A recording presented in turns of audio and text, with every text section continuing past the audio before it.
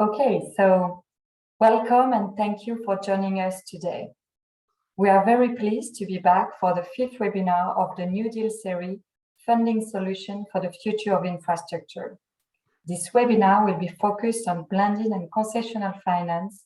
We will be looking today at two projects in Africa, a jurisdiction that is seeing record level of blended and concessional finance with almost 2/3 of blended finance transactions in 2020. First of all, what is blended concessional finance? Several definitions exist according to the OECD DAC blended finance principle adopted in 2020. Blended finance is the strategic use of development finance for the mobilization of additional finance towards sustainable development in developing countries. But let me flesh out a bit more this definition to better understand. Blended finance is the use of relatively small amounts of concessional donor funds to mitigate specific investment risk and help rebalance risk-reward profile of pioneering investment that are unable to proceed on strictly commercial terms. Blended finance is a structuring approach. It is not an investment approach or financing instrument. Blended finance has grown over the past 10 years and represents in 2021 an aggregated financing of over $160 billion according to the Convergence report. However, blended finance has not grown at the pace anticipated, and it's identified as one of the key instruments to help mobilize the private sector capital needed to achieve the SDGs.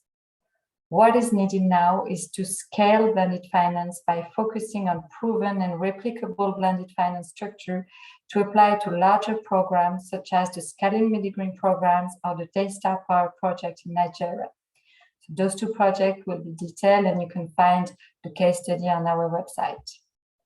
Scale. Allow me to highlight what is at stake. According to the International Energy Agency Africa Outlook, more than 600 million people in Africa do not have access to electricity. To meet the Agenda 2063 for Africa, it will require tripling the average number of people gaining access every year to electricity from around 20 million today to over 60 million. A key priority is to reduce power outages. In Nigeria alone, unreliable power supplies are estimated to cost $29 billion annually, and to scale up the electricity sector investment in generation and grids to build a more reliable power system.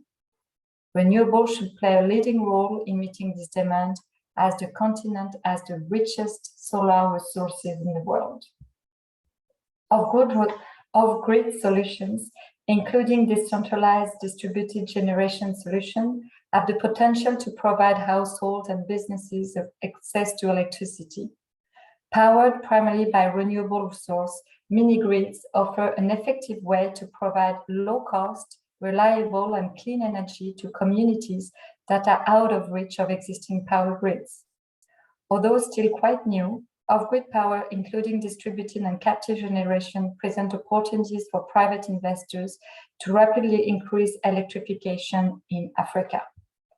By 2030, nearly 500 million people around the world could be using electricity from mini-grids.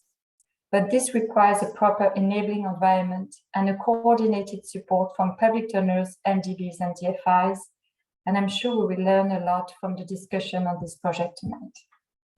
We are delighted to be collaborated with IFC on the New Deal series and having the opportunity to gain the insight of expert panelists worldwide.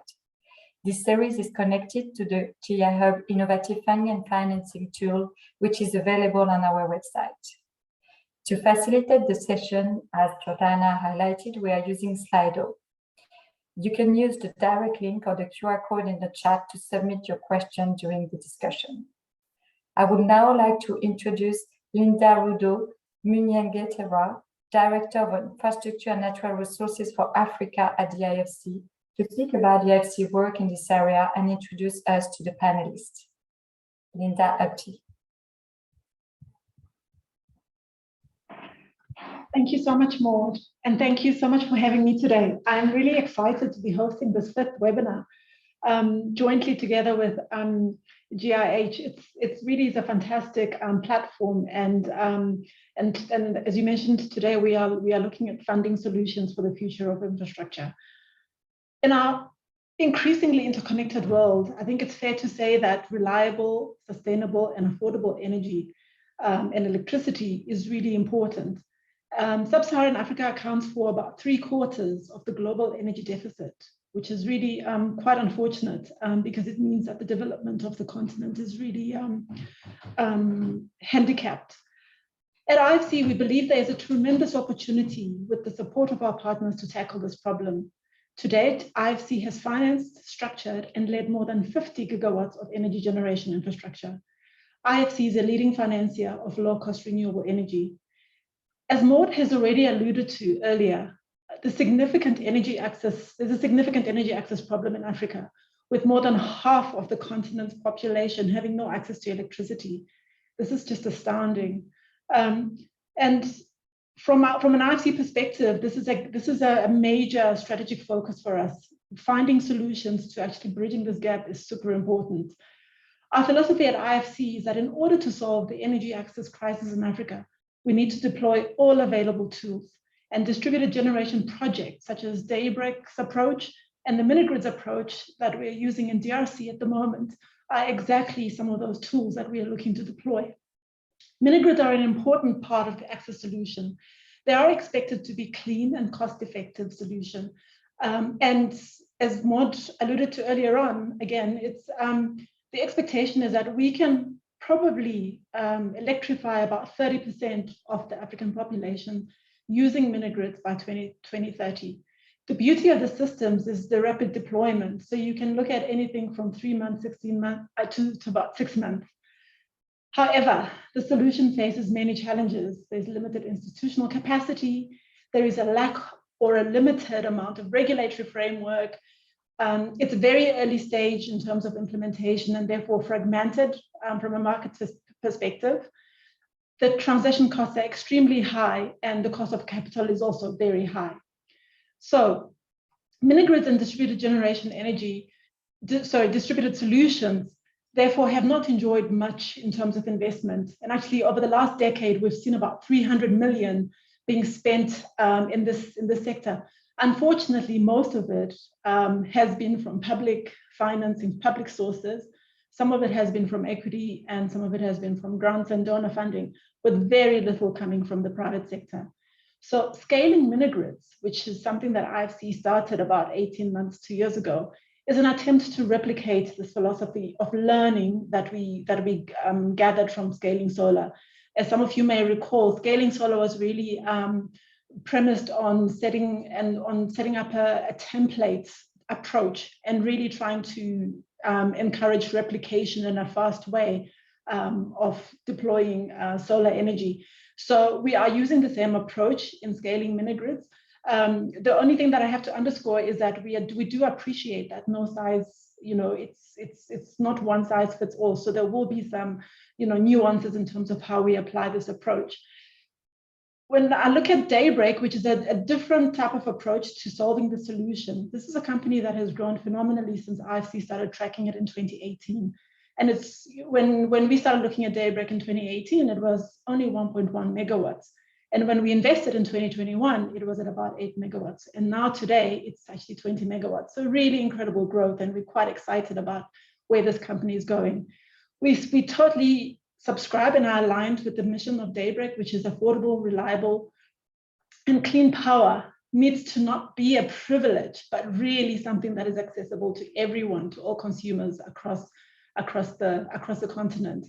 But much remains to be done.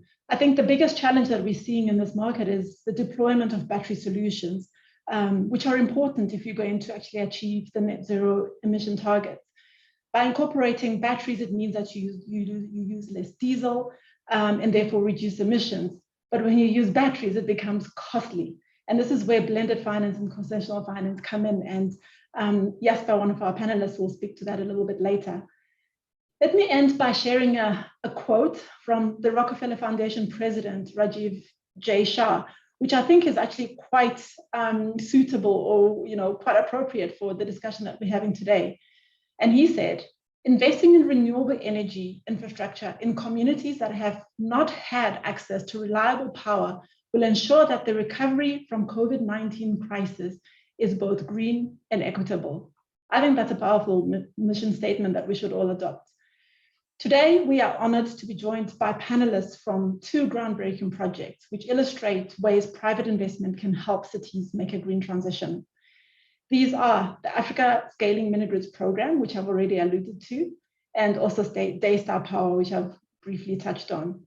I am thrilled to welcome our panelists, Jasper Graf von Hardenberg, Chief Executive Officer of Daystar, Fiona Galliford, partner at Trinity LLP and former legal counsel for Daystar, Jan Tanvez, who is the team lead for infrastructure West and Central Africa at IFC, and also the lead for the Minigrids initiative.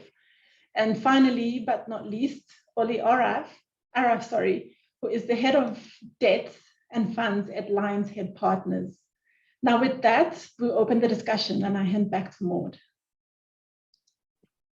Thank you, Linda.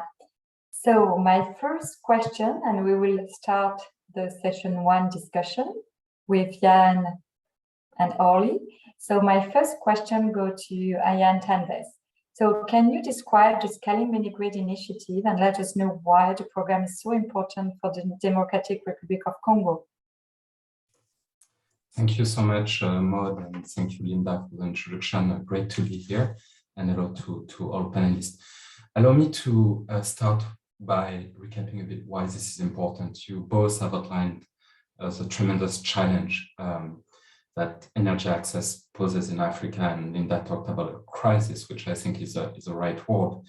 I'd like to bring a bit of trajectory as well into that problem, just to explain the magnitude of what we're facing and why we need to act urgently. Energy access for the past decades have barely kept pace with population growth. This means that, as we advance in time, there's actually more people without energy access than there were before.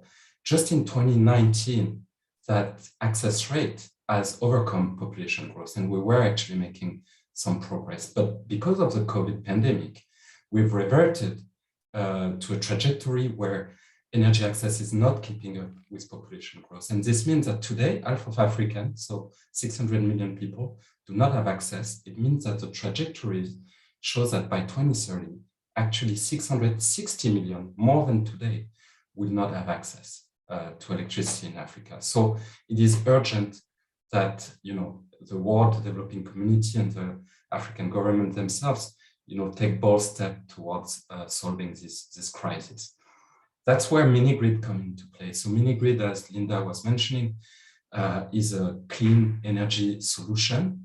It's a decentralized system powered mainly by renewable energy. In a sense, that's net zero in practice. It's electrifying communities that are remote with clean energy and in a smart way. We're talking about small, smart, clean utilities, and in a way much more advanced than the one we have in Europe or other parts of the world that are trying to become smart. This is a bit of a leapfrog, in fact, that could be applied to Africa. And those are important because Minigrids is also a way of decoupling efforts, because you have national grids that still progress and they are important, but in parallel, you can bring the private sector, bring new solutions, new utilities to accelerate this progress. Now, if we look at the numbers a bit more closely, we're looking at, in fact, yes, at the potential to electrify 30% of the unelectrified population in Africa today. That means of around 200,000 minigrids. It's quite significant. The investment requirement for this is over 200 billion. So the market opportunity is huge. But the market today is quite underdeveloped. We're talking about 10,000 minigrids active running in Africa at the moment. And we're talking, as Linda was saying, about 300 million investment. Scaling Minigrid comes into that space as a World Bank Group program, trying to leverage the various instruments that the World Bank Group can offer and virtually quite old concessional and blended finance instruments to try to take this technology and this space to the next level in Africa. It's a program that is over to governments that again include different type of concessional and blending instruments, and that ultimate goal is to mobilize private investment, lower and longer term, lower cost and longer term capital that is needed for an accelerated deployment at scale. What we're trying to do, the strategic objective, is essentially to take the mini-grid sector into the infrastructure space, where it is today, to a proper infrastructure asset that can, in fact, leverage the billions of dollars that are needed. And eventually, our goal is to improve the day-to-day life of millions in Africa. Thank you, Jan. Thank you for your answer. My second question is on the risks. So what are the main risks to overcome in financing clean mini-grids project? And what are the innovations you are hoping to incorporate in the SMG program to unlock private investment? I know that you are working on a couple of guarantees or minimum revenue guarantees and other instruments. So can you tell us a bit more about that? Yes, thank you, Maud. So we spent a year and a half working with investors and private developers in really understanding the bottlenecks. I'll cover 4 of them and explain a bit how we're going about it. So the first one is, the dichotomy between commercial viability and economic viability. Of course, those investments have a lot of, economic and social returns for countries and for the people.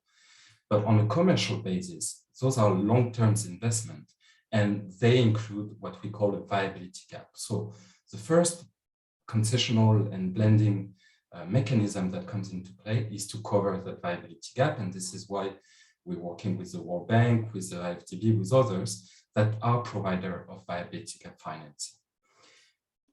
The second approach is de-risking. And there we have looked at 3 of the main risks that investors face into the space at the moment. One is currency risk. And it's very simple to explain. The materials, the solar panels, batteries, are purchased in hard currency, dollar or euros or yen. But the services that are provided to the local population are paid in local currencies. That creates an exchange risk. Well, IFC and the World Bank Group has tools leveraging blended finance to provide local currency financing that is otherwise either unavailable or very much too expensive, which makes the project, again, less commercially viable. So we're looking at deploying local currency financing. The second is political risk, because as you both were mentioning in your introduction, this is new for everyone, so the regulatory frameworks are not there, and regulation is prevalent into the electricity space. There are 2 key risks, just to give an example of those projects in terms of political risk. One is grid encroachment. What does happen when the mini-grid is joined by the national grid? And the second one is tariff revision, because tariffs are often regulated. Well, our approach to it is to deploy what we call a regulation by contract approach. So ensuring that all those risks are covered into the contract, and going one step further, that those risks are insured. And there we work with our colleagues at MIGA that provide such type of investment guarantee. And the combination of a regulation by contract plus political risk insurance and breach of contract instruments intend to make sure that at the end of the day, no matter the situation, investors can recoup their investment and therefore can finance those projects. The third and last risk that I'll cover is the demand risk. We're deploying infrastructure where such services were not provided before. And we're providing electricity services to poor populations that are also extremely vulnerable to shocks. We've seen it with the COVID-19. We have inflation on wheat prices, for example, coming with the Ukraine crisis. All that impact the ability of people to actually pay for those services. There, we're innovating. We've designed an instrument that in fact, is well known to investors. It's called a minimum revenue guarantee, and it comes from the transport sector and toll road. And a lot of toll road projects have been developed and financed using that instrument. It's a simple instrument that basically cover some portion of the risk of a lower demand or lower taking service. Just like if you are building a toll road and you have less cars than anticipated passing through that toll road. And that makes the project less vulnerable to external shocks and therefore more viable. So to come back to DRC, this is a regional program, as Linda was saying, and so we're using replication to accelerate investment in the space. The first countries that we're working with is DRC. We're also in conversation with others. And in DRC, we're looking at bringing all those concessional and blending instruments together to develop the largest mini-grid transaction on the continent and really taking mini-grids to the next level. We're looking at electrifying 2 cities of each having the size of 1 to 3 million inhabitants. That's more or less the size of Marseille, which is my own town, to give a reference for people. So investment targeted is a little short of $500 million. It's just to show you that really we're trying to unlock large investment in that space. If we're successful, we hope that this can be a demonstration on how private investment can be mobilized with a quite comprehensive and articulate way of structuring deals, leveraging all the blended finance instruments that we can mobilize to actually make a dent into that important problem. And so our end goal is that by 2030, there'll be no more people than there is today without access to electricity in Africa, but in fact that this number would have drastically reduced. Impact is a core mission of our work here at IFC. And yeah, we wish us luck in that program. We do hope it will be successful. Thank you again. Thank you very much. And now, Linda, you can take over for the next question. Thank you. Thank you, Jan, and thank you, Maud. So I'm going to turn the discussion to Oli. And it's actually quite a good segue from what Jan was discussing just now. He mentioned quite a bit blended finance. And the statistics tell us that blended finance, concessional financing, is used to unlock investment in sustainable development, especially from the private sector, and should address market failures.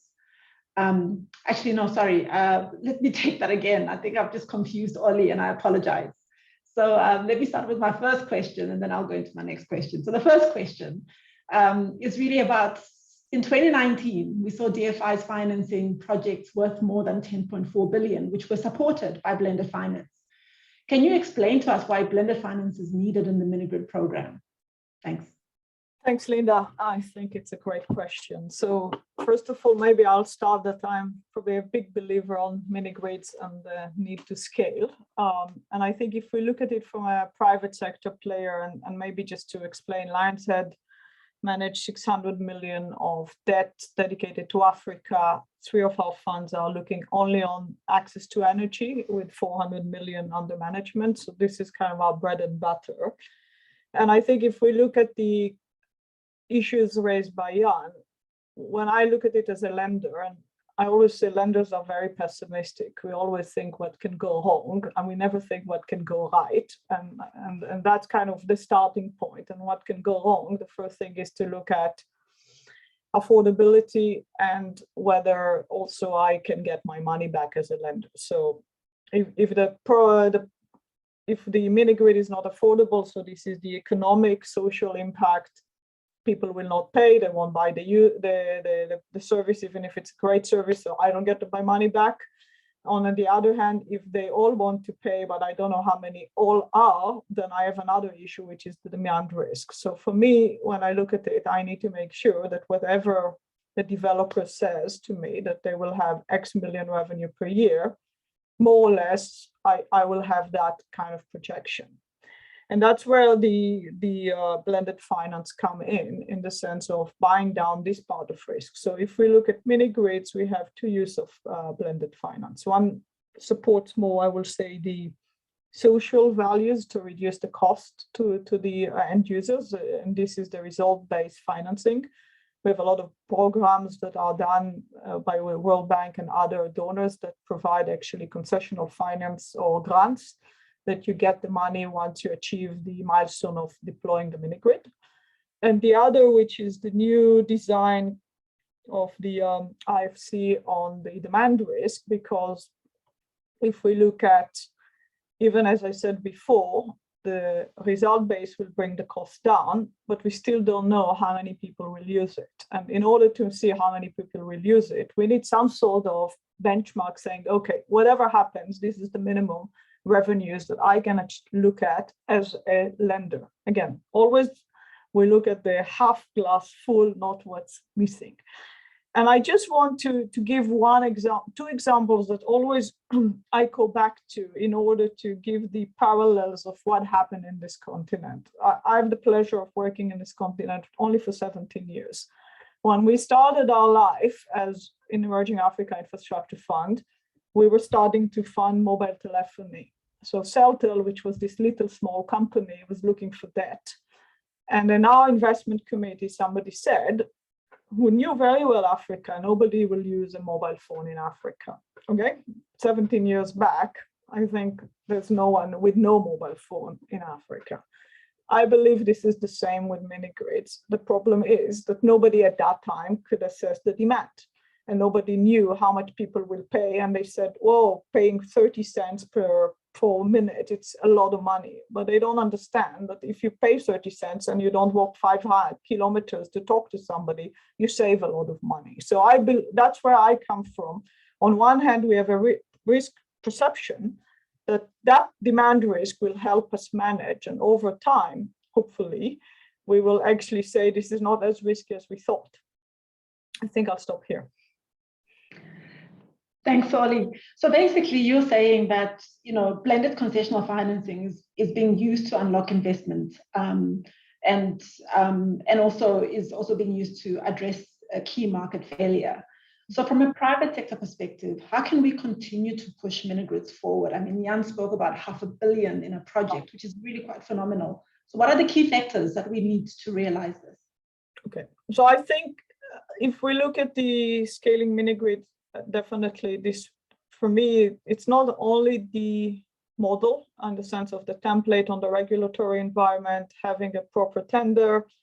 It will attract a lot of developers that before were too risk averse to join the mini-grid. Because if you have a project, if even 20 million here and 20 million there and another 30, the big players don't come. And if we look at what happened in South Africa with the 5,000 megawatt program over the couple of rounds, that changed the continent on solar. Beforehand, we had the same problem. Again, I give example from my life, not just inventions. This changed the market because when you start having scale, big companies say, oh, this is good for us, and that will drive at least the cost of deploying down. It doesn't solve the two risks that we don't know, which is, okay, how much will be the usage? So what is the right tariff? And I think for me, what scaling mini-grid should achieve is, again, educating the market in order for other players to see that this is interesting and to start kind of taking a part in the value chain. So that's the first impact I see.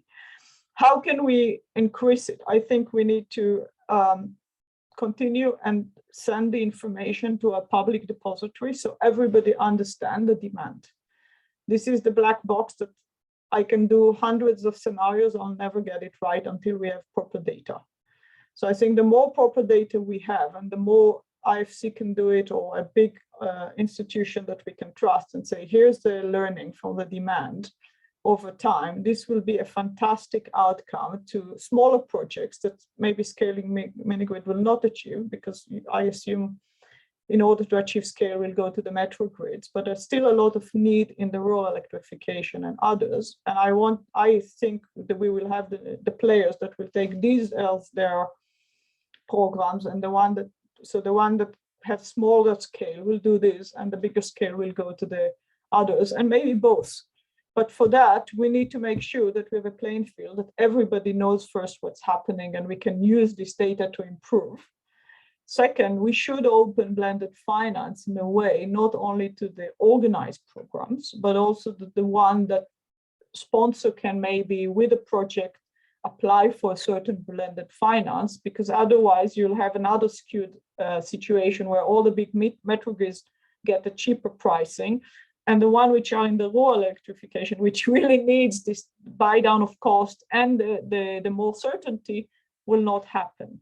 So that's kind of how I think. There is a lot of, I think, I'm very excited about the DRC, and I want to see what will happen. But I do think we should, I would say we, because I used to work for Linda, so I'm still in the we sometimes.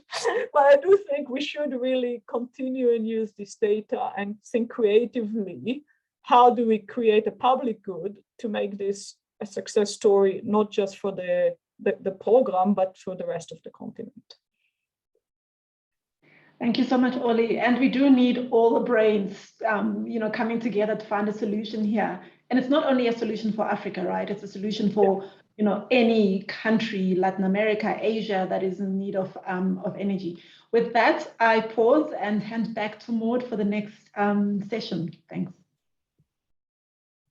Thank you, Linda. And now we will have our panelists coming, Jasper and Fiona, for the second session, which is on the Daystar Nigeria project. So I will start with Jasper Graf von Hardenberg with the first question. So if Jasper, you can turn your camera on, thank you, yes. So the Daybreak Power project is a 140 megawatt solar capacity by 2024 over 4 years capital expenditure program, and has just raised 40 million of US dollar to fund its phase one of the program. For the Daystar Nigeria project, what are the main objectives and expected outcomes? What are the key enabling policy in Nigeria that were needed for the transaction? Thank you. Yeah, thank you very much for the question and for having me here. I mean, I think before we go into this, helpful just to say something about the environment in general that we see in Nigeria and why this is so important, what we're doing. So in Nigeria, we have a situation where not enough power is generated and distributed to end users. And this results in many businesses to either not have enough access to power from the grid at all, or only intermittent access with frequent power outages. And in order to keep their factories running, Nigeria's industry operates largely on diesel generators, resulting in very high power costs. And especially now, right, this moment, power costs have effectively doubled over the last few months, driven by the diesel price increase. So it's a very burdensome environment companies and businesses operate in Nigeria.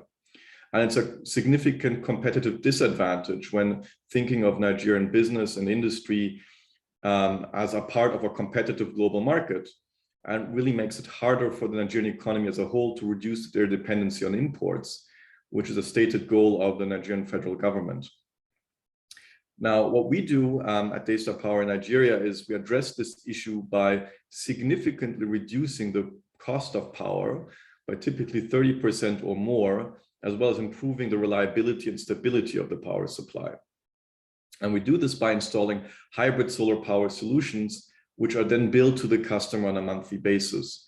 So this allows the customer to take advantage of lower power costs immediately, while not having to foot a high capital outlay at the start of the project, which again will be a significant barrier because capital for CapEx investment is scarce in Nigeria. The use of battery storage allows us to amplify the effectiveness of solar power at many projects by allowing really to switch off diesel generators completely and just run large facilities completely on solar and batteries for at least parts of the day. Now, so this is the general environment in Nigeria, which really sets a very significant need for the solutions we offer to reduce power costs, to bring in solar power, to really reduce these power costs and improve stability. What was also, however, really helpful and an important enabling factor is the regulatory environment in Nigeria. Now, Nigeria has a very efficient solar power regulation that allows us to get permission for and install large solar power plants quite swiftly when compared with other African markets. In Nigeria also, the regulation is quite clear. So it's quite clear what has to be done to be allowed to proceed with projects, where permits are required or not required. And again, this is something that is not the case in many of the other markets that we have seen in Africa, where very often we don't know what the regulation is actually at. Even our lawyers sometimes don't know what the regulation is actually saying. And very often we have to go to the regulator to find out, and then the answer is we don't know yet ourselves. So this is different in Nigeria, where the regulation is quite clear. We also expect that the regulatory environment in Nigeria as it is now will allow us to cooperate with local distribution companies of electricity to further increase the value of our customers. This is another benefit. Important also to say about regulation in Nigeria is that it has more depth than its surrounding counterparts. So in Nigeria, we're allowed to do power purchase agreements between private sector participants, which really supports the transition to renewables. And again, very different from other markets. In many African markets, power purchase agreements are either not allowed or require permits, which are often not obtainable. So ultimately, this environment that we see in Nigeria really encourages a movement to solar power, encourages the development of new models on how to do this. And this combination of this significant need in the market for cheaper power mainly, but also decarbonization, combined with this favorable regulation, really made this project then possible. Thank you, Jasper. And you just mentioned decarbonization, and that's also the segue to my second question, because of course, one of the elements of the definition of blended concessional finance is really to address the sustainable development in the SDGs. So how were these elements taken into consideration in the project, and what lessons can you take forward for future projects? Yeah, so the business that we undertake, which is replacing power produced by diesel generators with power produced by solar panels, is inherently sustainable and supports the achievement of the SDGs.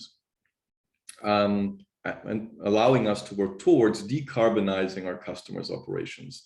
And this is something that's quite significant, and also in African markets, in Nigeria, where this was not at all a concern for our customers 2-3 years ago. It's now become very important and an important driver also of them utilizing our systems. So decarbonization in general has become an increasing priority, especially for multinationals operating in Nigeria, but also for many other local companies.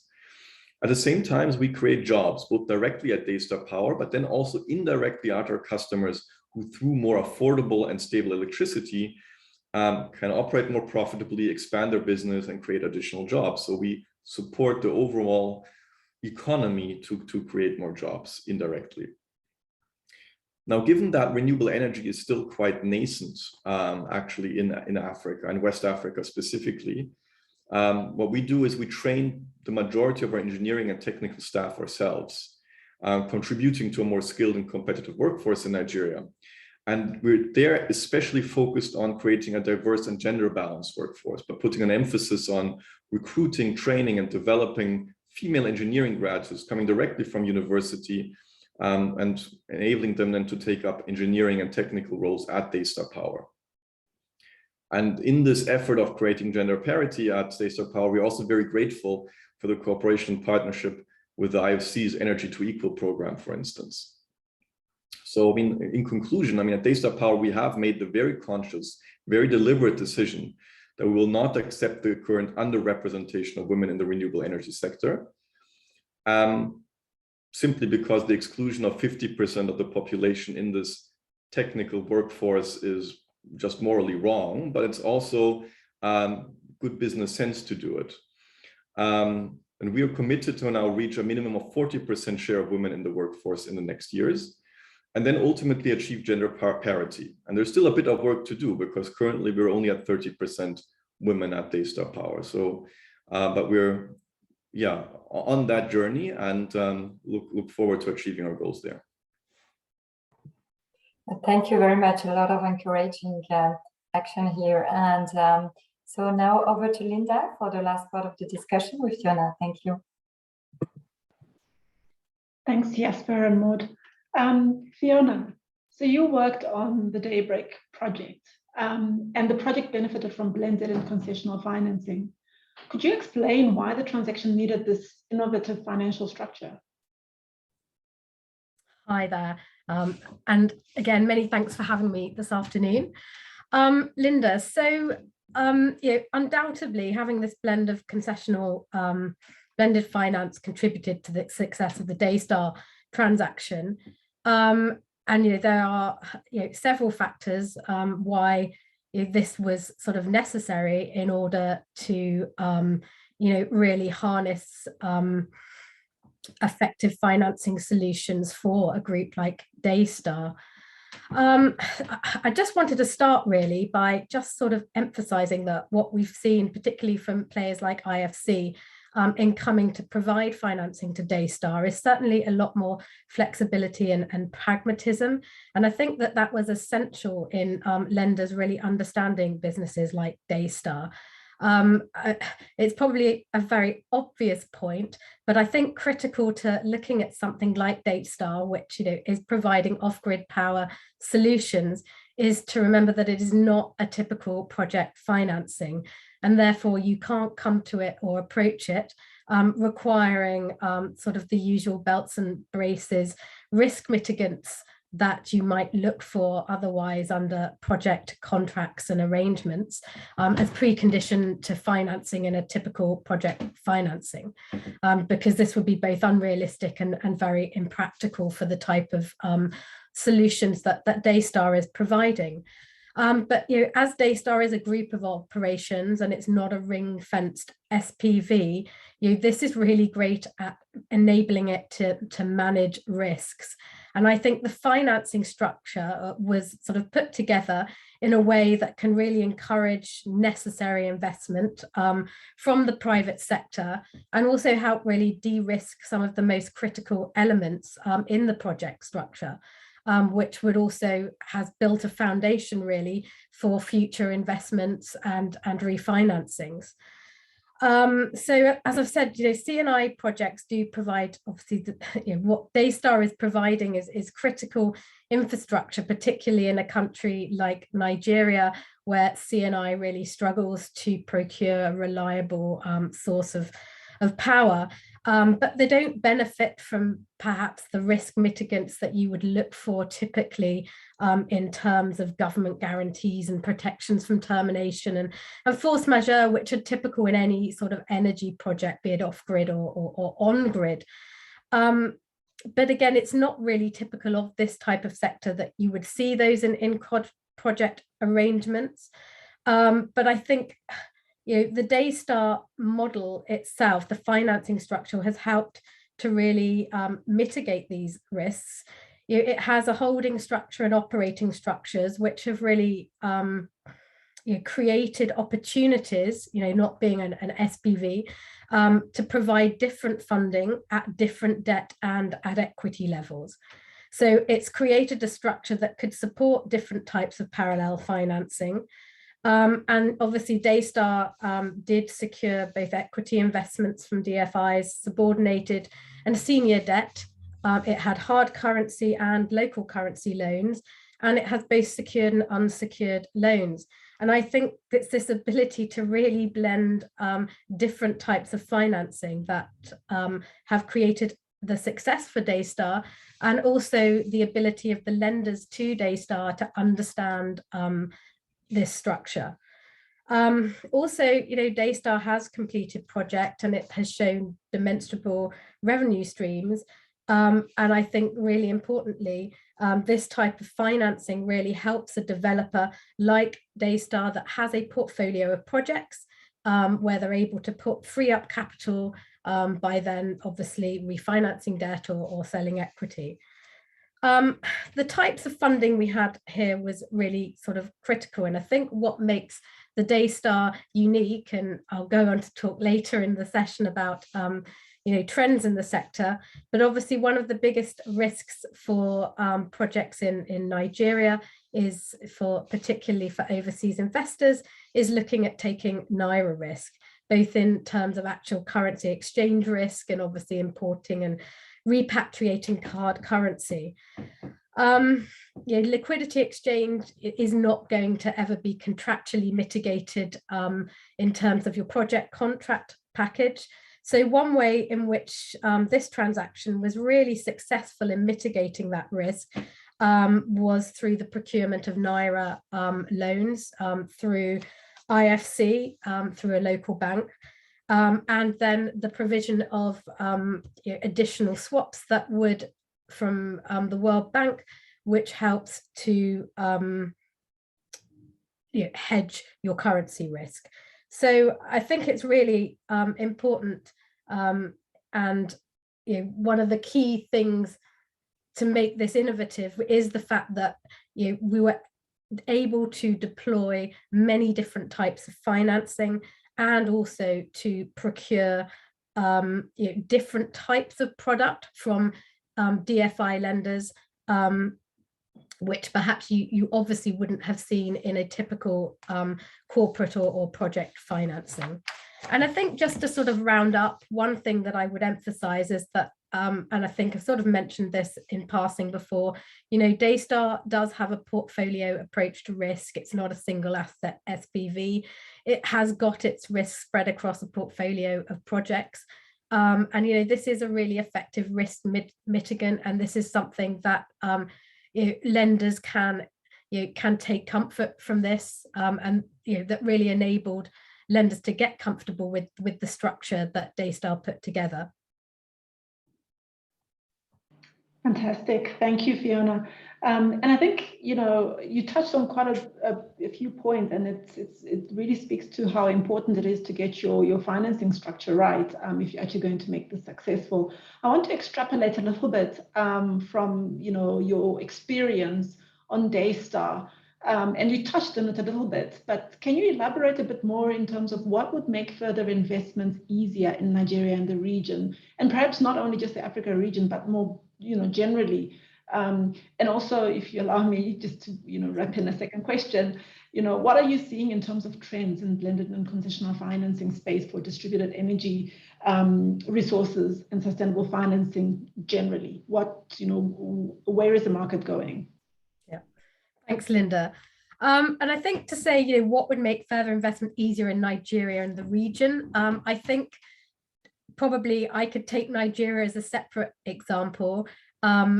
Taking the region more broadly, I think Nigeria sits in the middle of that as quite a good example of how a model like Daystar can work with a good regulatory framework.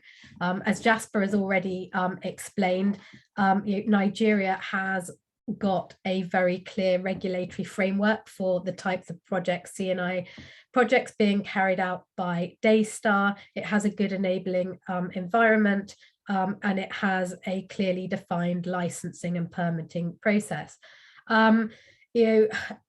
How could we make investment easier in the region? Simply by encouraging more jurisdictions to create a far more enabling environment. And I think also it's important to also emphasize, as Jasper I think touched on earlier, is that the other really great benefit is that you can bilaterally agree tariffs under PPAs in Nigeria. And in lots of jurisdictions in the region, particularly from a lawyer's perspective, it's clear that regulatory reform is absolutely essential to encourage investment in the sector.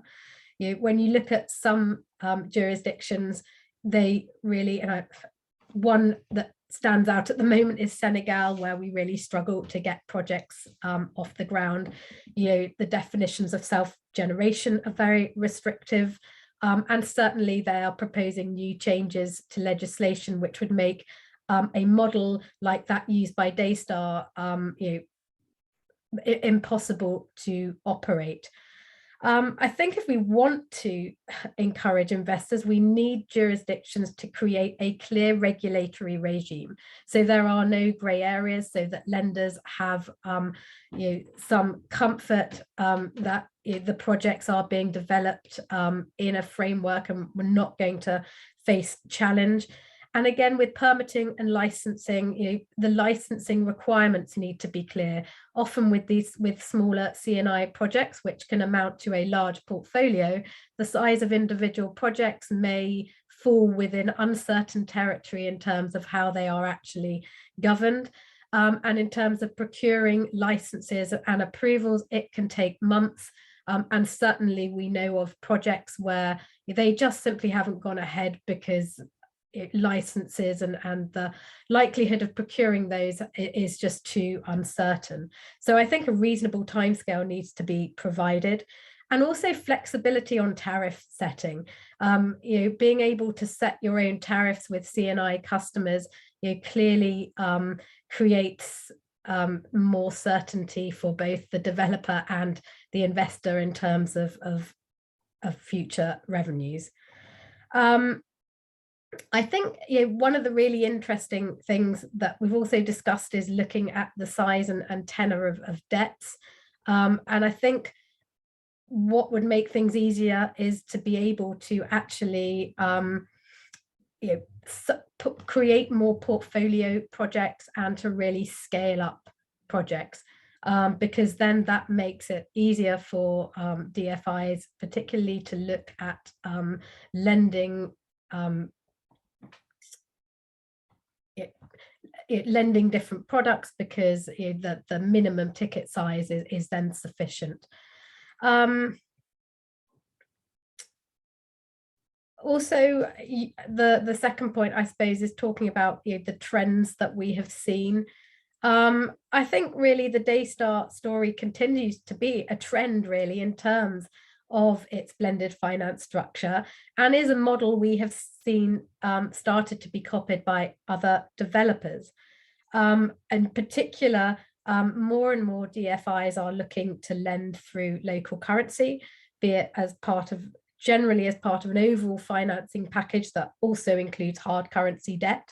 Some organizations have provided technical assistance through local banks to fund upfront project costs, or others by establishing local credit lines by way of loans to local banks. And also equity investment in C&I vehicles is also forming an increasing part of the financing package. And I think, as we've noted earlier with Daystar, as a consequence, Daystar has very developed E&S and corporate governance. They are obviously looking very closely at ensuring that they bring up things like gender parity. And I think that all these things, all these trends are really helping to create more of a sort of market standard. And I think as projects develop and as developers like Daystar continue to attract financing, they are able to offer a company that it complies with sort of international practice, and that in turn encourages more investment in the sector. I think, interestingly, Jan's discussion earlier today about Minigrids, although obviously we're talking about C&I and Daystar as a different business model to Minigrids, I think there are lots of lessons that could be taken from the way in which the mini-grid sector is looking at being developed. So, for example, more products perhaps could be developed to assist the financing packages for C&I projects, such as more loan guarantees, looking perhaps at offering more cost-effective political risk products, finding ways for DFIs really to be mobilized to offer more diverse products. Thank you so much, Fiona. I think it's an example that we can actually go on forever on this topic. It's very interesting and lots of angles to touch on. I'm going to pass back to Maud for the next question. Thanks. Yeah, thank you, Linda. And actually, we're very short in time, and I see that in the chat we have a lot of questions. And actually, thank you for to all the participants, because I want to see that some of the questions were actually answered by other participants. So, and I think you very detailed answer, Fiona, on the last question, answer to a couple of those questions too. So I might just maybe ask very shortly, and I think we already covered that quite a lot in your answer about the risk management and the better mechanism to actually cover the risk management in the blending finance. But I think Jasper and also Jan, you touched on that on your question. So I guess we could just react on the panel to. I would say there is one question actually for Jasper on the Daystar project in the chat. I will pick this question actually. And I think it's quite an easy one. So for the Daystar project, are they off grid or on grid? I think it's quite an easy one, because they're largely off grid projects. Off-grid, of course, off-grid, of course, because it's an autonomous out of the grid. And there were a question also on the PPP and blended finance, the difference between those two. Of course, PPP is a contractual model, blended finance is a structuration mechanism that can be applied. And I see other question here in the chat, a very long question with the regime in some countries in Liberia with the tariffs. So I think it's going to be quite complex to go over this specificity in countries. Maybe if someone in the chat wants to react to one of the questions, let you in the panel. Sorry, I'll let you. The questions. Okay, we need to go to the chat.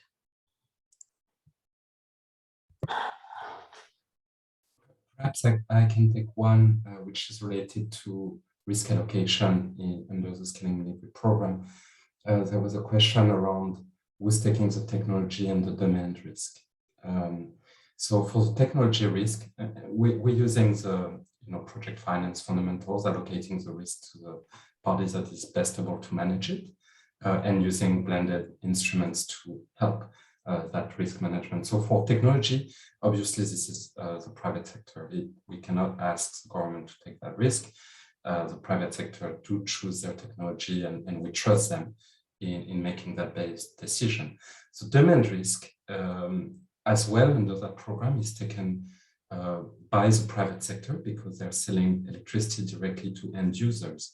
What we're doing, and Orly spent a fair amount of time explaining why this is important, we're trying to alleviate this risk, at least in the early stage of the market, with a minimum revenue guarantee, until demand materialize and we see patterns that provide more confidence for investors. But indeed, this is a risk that is best taken by the private sector that directly produce and sell electricity to consumers. I don't know, Orly, if you want to add to it, perhaps. So. Sorry, yeah, I think if we, as I explained before, I think when we look at these type of projects, I think the technology is tried and tested. We have many IPPs selling to the private sector or even to the government. We have a lot of distribution on transmission companies. So this is honestly not complicated to deploy. The two questions are, which is the economic return, is how much to deploy, which demand comes from demand. If there is a high demand, you deploy a bigger system, and then you have better economies of scale, cheaper pricing. If I don't know, I am compliant to provide a certain level of service in my contracts, then this is where this whole question on how to calibrate a system. And that's why we need these additional cushions to make let's say, the oversizing in order to provide service a bit more palatable. Otherwise, you put too much cost on not enough customers, and the tariff will be uneconomical. So that's kind of the whole game, and that's why I always say, if I can fast forward this in 2-3 years, I'm sure if we have enough data to provide, this thing will be cheaper. Again, every time we'll go to a new country, a new region, there will be learning, but the learning will support in order to get to a place, hopefully not 17 years, but 5 years later on what happened with mobile telephony. Because that's what will happen. You'll have power, you'll have business, you'll have jobs, you need more power. Yes. So thank you very much. Thank you for your answer. And thank you to all panelists for this session. Thank you also to my co-moderator, Linda. Thank you for your time. I think it was a very, very deep dive and interesting session. So again, thank you. And we wrap up tonight and see you in the next session, session 6 next month. Thank you very much. Thank you. Bye-bye. Bye. Sure. Thank you.